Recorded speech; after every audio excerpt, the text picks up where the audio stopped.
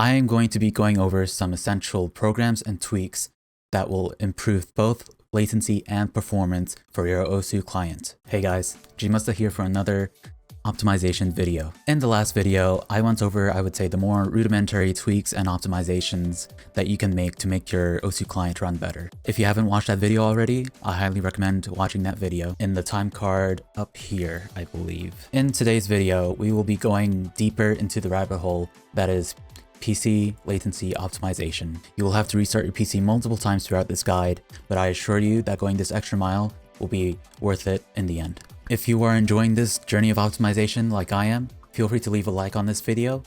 It will tell me that you like this kind of content, and it will encourage me to put out the next video that will be covering this topic. Speaking of which, I will be making this more advanced portion of the series a two-parter, so be sure to get subscribed and stay notified for the next video. And with that, let's get into the main sauce.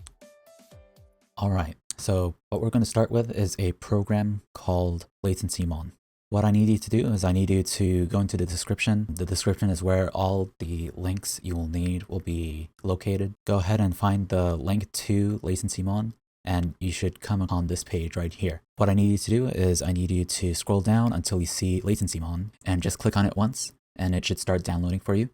Once you download it, it will download as a .exe file. Just go ahead and run and install that. Wherever it is installed, go ahead and open up the file directory. Now I need you to go ahead and close all other programs first. That includes Chrome, OSU if you're running it. Any program you can exit out of, go ahead and exit out of it. It may vary from system to system, but just try to close as many programs as you can. Now what we're going to do is we're going to right-click on LatencyMon and run as administrator, and this should pop up. Before we start the test, however, I will need you to go over to Tools and Options and go over to the CPU tab. And I need you to make sure that all of your logical CPU cores are checked. It will start from CPU 0 all the way to whatever amount of cores and threads you have on your system. So go ahead and click Apply and OK, and we can start the test. Now, what we're going to do is basically we are going to be measuring our system latency using this program. So all you need to do is click this play button or start monitor button and leave it running for about 2 minutes. The longer you run this program for, the more accurate results will be, of course, but 2 minutes is pretty much the minimum you would need. So I will see you after 2 minutes. So for the sake of this video, I went ahead and did an extremely short test. The minimum amount of time you should be running this test should be 2 minutes. However, I just did this test for 19 seconds just so we can view the results. So what I need you to do is move over to the stats tab. And what we're looking for here is we're looking for this right here. So we have the average measured interrupt to process latency and the highest. So the highest would be like the spikes that we get on our system, and then average measured interrupt to DPC latency, and of course the spikes. So we want to get these numbers as low as possible. The lower, the better, of course. So in the drivers tab is where you can see what programs, or I should say what processes, are contributing to your system latency. You can sort it by highest execution and total execution. If you want a more in-depth explanation of what all of this means, feel free to check out Freethief's channel. I will leave a link in the description. So feel free to take a screenshot of what values you have right here in the stats tab and in the drivers tab, so we can compare the results before these optimizations and after these optimizations. So now we can go ahead and close the program. And now what I need you to install is a program called Winaero Tweaker. This is an essential program that allows you to not just optimize your Windows installation, but also customize your Windows to your liking. So what I need you to do is I need you to go down into the description and download Winaero Tweaker. You should come across this page, and the download link will be right here. It should download as a .zip file, so all you need to do is just unzip the file in any location you want to unzip it in, and inside that folder should be something like this. So what I'll need you to do is go ahead and install Winaero Tweaker by running the setup.exe. And once you have done that, go ahead and go to the file location where Winaero Tweaker.exe will be located. Go ahead and right click on it, run as administrator, and you should be greeted by this window. Now, before we get into what we need to change here, some of these options will give you a pop-up that will show up in the bottom of this window asking you to restart your system. I want you to go ahead and click on Restart Later, as we will be making some other changes after this that will require a system restart either way. So don't feel overwhelmed by all the options you see in this window. We will just be going through the essential options for this guide, but feel free to go through this later on and customize your windows to your liking. So of course, we will start with dark color scheme. Go ahead and uncheck these two boxes and you should be able to have a dark mode on more of your windows than you have had before. Also, I want to point out that each of these options here does have a description that explains what it does exactly. So if you're unsure about what changes you're making, feel free to read the description, but I will just be going through this as quickly as possible. All right, so here's the real first thing, ads and unwanted apps. We want to disable ads as much as possible in our system. So go ahead and check disable ads in Windows 10 and check everything that you see here. Next, we'll be disabling look for an app in the store. Next, we will be disabling automatic maintenance. We'll be disabling downloads blocking. And here you have the choice to disable driver updates via Windows Update. I personally leave this on. However, if you want to be in full control of what version your drivers are, feel free to turn this off. Next, we'll be disabling timeline. And here you can disable Windows Update for good. This means that you will not get notifications asking for when you want to next update your Windows installation. You can basically put an end to it all here. I just have this unchecked because I do want to be on the latest Windows installation, and I personally don't mind the updates and notifications, but feel free to disable it here if you want. All right, here we have change hibernation options. Hibernation is something you do not want enabled at all whatsoever. If you want more information on why hibernation is such a bad thing, feel free to visit Preeti's channel where he gives a much more in-depth explanation of what it is exactly and why you don't want it. Here's a big one. You want to disable power throttling. This is only important if you are running on a laptop or a tablet. For those of us who are running on a desktop, this is a completely useless feature that hinders CPU performance. Here is another option I recommend turning on. Show blue screen of death, disable smiley. Basically what this does is it gives you more information in the form of codes that you can look up on Google. If in the event that your computer does blue screen, this will help you diagnose what is going on. As for boot options, feel free to toggle these to your liking. Just make sure that you have enable text messages turned on at all times. Next, we'll be disabling battery flyout by unticking this box. And feel free to disable Action Center. Basically what it is, it will pop up whenever you press the Windows key plus A, and this is the Action Center. Basically, it shows all notifications and gives you some shortcuts to some toggles you can enable. If you don't have a use for it, feel free to disable it here. Here you can disable people bar and taskbar context menu item. Next, we will go ahead and disable web search in taskbar and Cortana. Here's something important that we'll need to enable for a tweak we'll be doing later. Take ownership in the context menu. Next, we'll disable online and video tips and settings. If you have this unchecked, go ahead and enable administrative shares. And here's something you can do to make this process a lot less annoying. You can disable UAC. Basically what this is user account control. And basically what disabling this does is it disables that pop-up that comes up whenever you want to run something as administrator. So if you want that disabled, go ahead and disable it here. Here you can disable Windows Defender. This way it won't be running in the background. I just have it enabled because I just want that extra protection. If you have an alternate antivirus or anti-malware program that you've used, feel free to disable this. Next, this is very important. We want to disable auto update of store apps. We do not want Windows to automatically update things in the background, using up precious resources that could be used to optimize your OSU experience. Here you can disable Cortana. I don't need to do this because I have already disabled Cortana in a different way. However, this is the easy way to do it, and I recommend doing it this way if you want to get rid of her. Now here is a huge option that we need to disable. We need to disable Windows telemetry and data collection. This will effectively stop Windows from collecting data and usage information in the background and sending it to Microsoft. This is huge because this will free up system resources along with improving overall latency for your system. And with that, we're done with Winaero Tweaker. So go ahead and close Winaero Tweaker. This next thing only applies to people who play with a tablet. If you play with mouse, feel free to skip this part of the video and go on to the next chapter. All right, so if you are a tablet player, what I need you to do is press and hold Windows key plus Q and go ahead and search for Registry Editor. Next, I will need you to go down into the description and look for Registry Editor path. I will need you to copy and paste that into this bar up here. And once you've done that, you should be greeted by these four things. Now, all we will need to pay attention to is the latency and sample time. I'm going to need you to right click on latency and modify and make sure the base is set to hexadecimal and go ahead and replace whatever value is here to 0. Click on OK. Now for sample time, go ahead and right click, modify hexadecimal, replace whatever number is here with 0.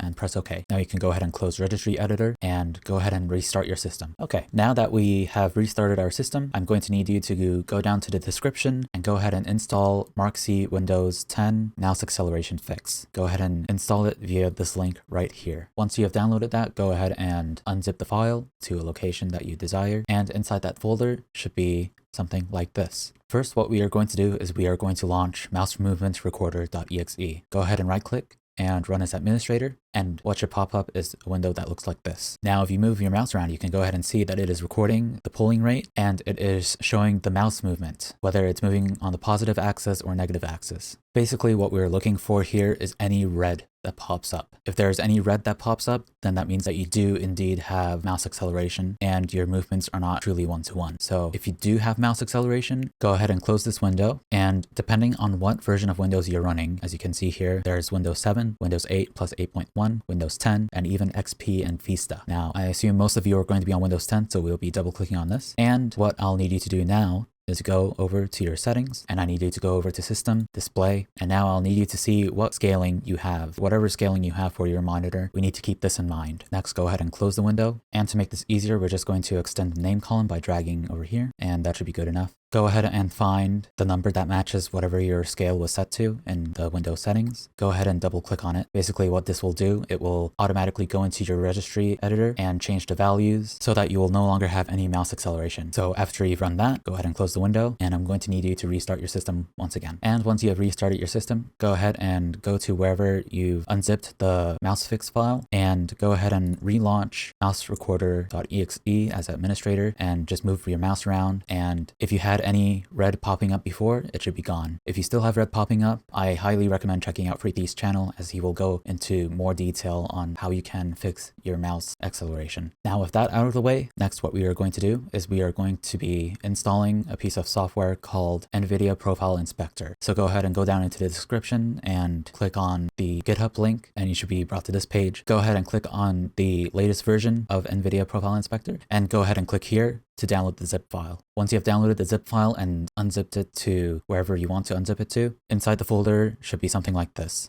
What I need you to do is I need you to right click on Nvidia Profile Inspector.exe and run as administrator. So what we will be doing next is we will be reinstalling our Nvidia drivers. But before that, we need to save a profile of our Nvidia settings. What I'll need you to do is you will need to go ahead and click on Export All Customized Profiles and let it load. And this should pop up here. Basically what it's showing here is all the profiles that we have created in the Nvidia control panel under Manage 3D Settings. So we have the general profile right here. And if you watched the last video and went through the guide, you should also have a profile set to your osu.exe. So go ahead and check both your base profile and your osu.exe profile. I have another profile called osu. This is osu laser. I set up a profile for that matching the osu.exe. So I'll go ahead and check that as well. And go ahead and click on export. This should pop up. Feel free to export it wherever you want to export it to. For simplicity's sake, I'm going to go ahead and export it to our desktop. I will name it OSU profile, and it should be saved as a .NIT file. Next, it should say that the export succeeded. You can go ahead and click on no, and it should close this. Now we can go ahead and exit out of NVIDIA Profile Inspector. And now on our desktop, we should have a .NIT file that has all of our settings saved. Now, before we go through the process of uninstalling our NVIDIA drivers the right way, we are going to be downloading the latest NVIDIA drivers directly from their website. So go ahead and go down to the description once again and click on the link that will bring you to nvidia.com. Go ahead and select your product type, product series, product, your operating system, which should be Windows 64-bit. I assume most of you will be on Windows 10. Go ahead and select Game Ready driver and search. It should come up with the latest drivers for you. Go ahead and click on download and then download again. It should start downloading a .exe file that contains the latest NVIDIA drivers. This may take a while, so I will see you when it finishes downloading. All right, now that the download has finished, we are going to go ahead and show in folder. And for simplicity's sake, I'm going to go ahead and move this .exe to the desktop. Now we're going to right click on the .exe file, go over to 7-zip and extract files. We're going to extract the desktop. This should take a few moments. And once it's done extracting the files, we are going to open the folder and you should be greeted with this. Now what I need you to do is I need you to press Ctrl A to select all, and we are going to press and hold Ctrl and deselect these following files. We are going to deselect display driver, GeForce Experience, NV12, PhysX, EULA.txt, list devices, setup config, setup.exe. And once we have done that, we are going to go ahead and shift delete to permanently delete these 20 items. And now that we've gotten that out of the way, we can finally go on to uninstall our Nvidia drivers the right way. So what I'm going to need you to do is I'm going to need you to once again go down into the description and click on the link labeled DDU or display driver uninstaller. You should be greeted by this page, and what I'll need you to do is go ahead and click on the latest version. You should be greeted by this page next, and go ahead and click here. Then you should be greeted by this page. You will then need to scroll down and click here for the official download, and it should start downloading for you. Once you've downloaded the install.exe, go ahead and install it. Next, what we are going to do is we are going to reboot our system into safe mode. So what I'll need you to do is I need you to press Windows key and R, and we're going to go ahead and type in msconfig. Go ahead and press enter, and this should pop up. Next, we will be going over to the boot tab and go ahead and click on safe boot, click apply and OK, and go ahead and restart your system. And just a heads up before you do restart your system, when you do restart your system after enabling safe mode or safe boot, it will disable your Nvidia drivers. So don't be alarmed when your screen resolution is super low, you don't have your background turned on or anything like that. Don't worry about it. That is completely normal. So once you're in safe mode, I will need you to open File Explorer and go to wherever you installed DDU. Go ahead and right click on DDU and run as administrator. And as you can see, a pop-up showed up for me that says that DDU has detected that you're not in safe mode. This is why we booted into safe mode. I'm going to go ahead and click on OK. I'm doing this just for demonstrative purposes. I've already optimized my Nvidia drivers, so I do not need to go through all the steps. This just makes it easier for me so I can capture my screen and show you what to do when you are in safe mode. So with that out of the way, go ahead and select device type. We want to select our GPU. Go ahead and click on Nvidia, and now go ahead and click on clean and restart. It'll go ahead and go through the process of cleaning your system of any components of the Nvidia drivers that you have installed, including some registries that will usually be left behind if you uninstall the Nvidia drivers the normal way. If you ever have issues with your Nvidia drivers, go ahead and uninstall them using this method, and go ahead and install them using the method that I will be going over shortly. So once you've restarted your system, you will most likely still be in safe mode. So what we're going to do is we're going to press Windows key and R, go ahead and type in msconfig, go over to boot and uncheck safe boot. Click apply and OK, and then restart your system once again. Now that you have restarted your system outside of safe mode, we are going to go ahead and right click on setup.exe and run as administrator. And we're going to choose the second option here, just NVIDIA graphics driver. We're not installing GeForce Experience. Click agree and continue. And now we're going to go ahead and click on custom advanced, click on next. Make sure graphics driver is checked, should always be checked, and make sure that NVIDIA GeForce Experience is unchecked. This only applies to those of you who play games that require PhysX. If you don't play any games with PhysX, feel free to uncheck this checkbox. If you do play games with PhysX, then go ahead and check the checkbox and go ahead and check off perform clean installation. Go ahead and click on next. Then you can proceed to go ahead and install the drivers. And once that is done, go ahead and restart your system. And now that we have done that, your monitor should be displaying the correct resolution. We are going to go back to the folder that contains NVIDIA Profile Inspector, and we are going to run it as administrator. Once you open it up, go ahead and let it load whatever it needs to load, and go ahead and go up here, click on Import User-Defined Profiles, import profiles, and traverse over to wherever you saved your .nip file. Go ahead and select your .nip file and click on Open. And it should say profiles successfully imported. Go ahead and let it load whatever it needs to load. Go ahead and click apply changes and close the program. Now what we're going to do is we're going to go over to our NVIDIA control panel and confirm that the changes have been made so that we don't need to reapply our 3D settings. So as you can see, all of our settings have been applied. If we go over to program settings, once again, all of our settings have been applied. And with that, we are done with our NVIDIA drivers. Now we will go on to installing MSI Afterburner. Normally I would include a link in the description leading to the latest version of MSI Afterburner, but I believe the latest version of MSI Afterburner is a bit bulky. So what I will need you to do is go ahead and click on the Google Drive link in the description. That will lead you to MSI Afterburner setup.zip for version 4.6.2. Go ahead and click on the download button in the top right. It will say Google Drive can't scan this file for viruses. That's completely fine. Go ahead and download anyways. Once you have unzipped the MSI Afterburner file, go ahead and traverse over to where that file is located and go ahead and right click on MSI Afterburner and click on Run as Administrator. Now, when you first open MSI Afterburner, you will be greeted by a window that looks something like this. To make things easier, we are going to go ahead and change our skin. So in order to do that, we are going to click on the cogwheel here and we're going to click on the arrow over here, click on the User Interface tab and go ahead and click on this and look for the Dragon Army Afterburner skin by Derek Wood. Once you've done that, click on Apply and OK. And now we have a much easier setup to work with.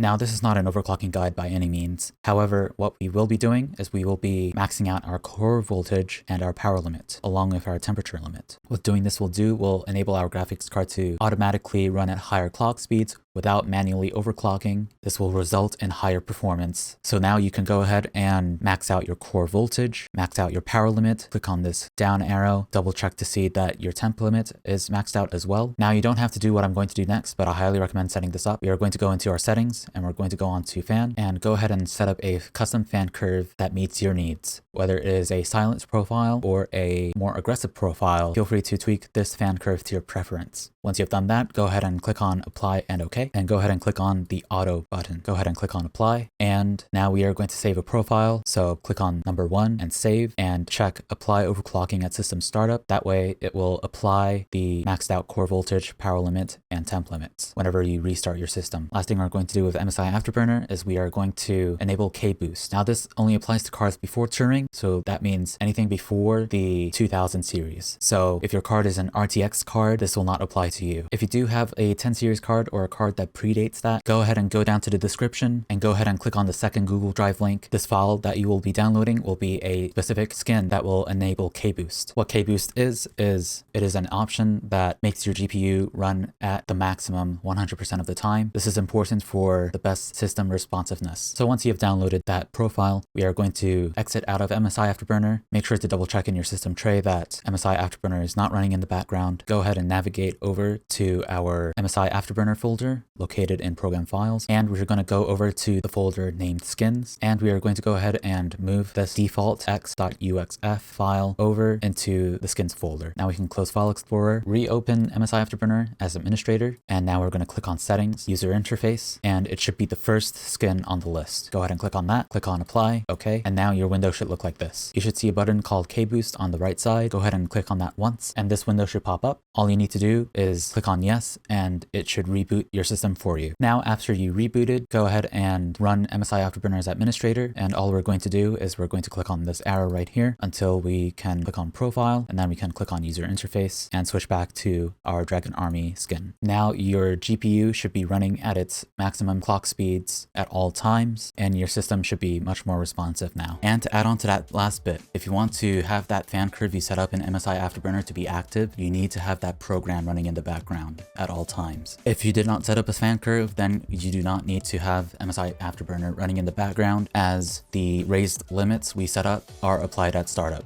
Plus, having another process run in the background would only be detrimental to our overall system responsiveness and latency. If you have any questions or suggestions to make, feel free to leave them down in the comments down below, or pay a visit over at my Twitch, where I stream on Tuesdays and Thursdays. And once again, I will be continuing this more advanced part of the series in my next video, so be sure to be subscribed and stay notified, and hopefully I'll see you in the next one. Happy clicking!